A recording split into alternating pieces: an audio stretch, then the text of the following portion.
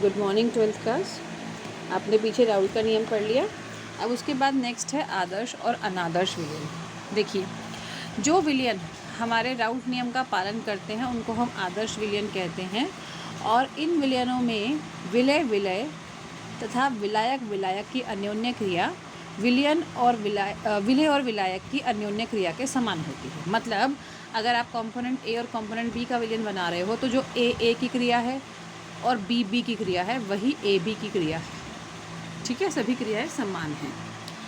उसके अलावा क्या लक्षण है कि इनमें डेल्टा एच मिश्रण 0 होता है, मतलब कोई एंथैल्पी चेंज नहीं हो रहा है जब भी आपने विलयन बनाया।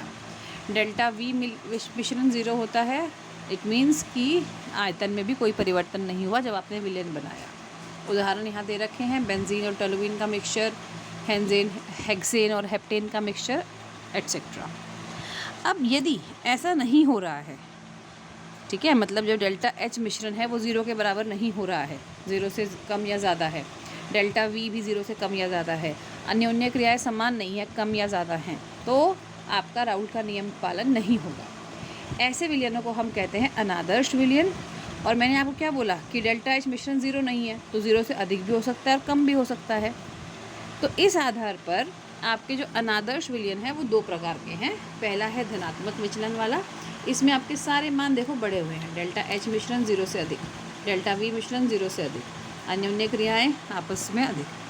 तो इसको हम ग्राफिकली जब प्लॉट करते हैं तो वो इस तरह ग्राफ बनेगा। ये डॉटेड लाइंस तो है हमारा स्टैंडर्ड राउल का नियम, ये सब उससे बढ़ी हुई मान है, ऊपर की तरफ सारे कर्व्स जा रहे हैं। ठीक है, ऐसे ही ऋणात्मक में क्या होगा, सारे मान घटे हुए हैं, 0 से कम है, 0 से कम है, तो इसका जब हम ग्राफ प्लॉट करते हैं तो सब नीचे की तरफ कर्व आ गए। ठीक है, ज़्यादा मुश्किल नहीं है, बस आप उदाहरण ध्यान रखिएगा कि कौन से वाले अनादर्श धनात्मक दिखाते हैं और कौन सा ऋणात्मक। ऋणात्मक वाले में जैसे कि आपने एसीटोन और क्लोरोफॉर्म का मिश्रण, ठीक है, और जो धनात्मक वाले हैं उनमें जैसे कि एसीटोन और ईथर का मिश्रण।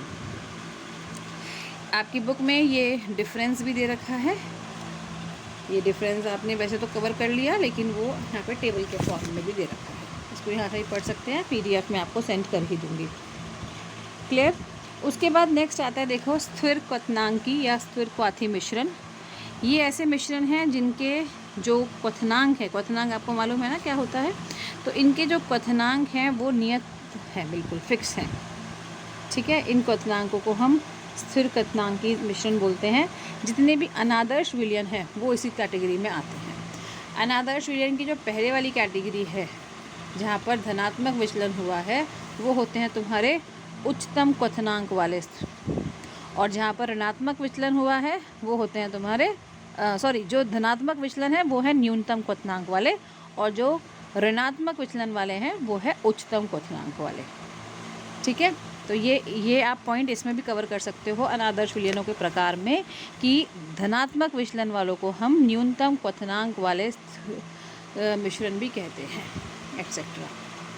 ठीक, अब आपका ये कंप्लीट हो गया है। अब आप चेक पॉइंट 3.4 के लिए रेडी हैं।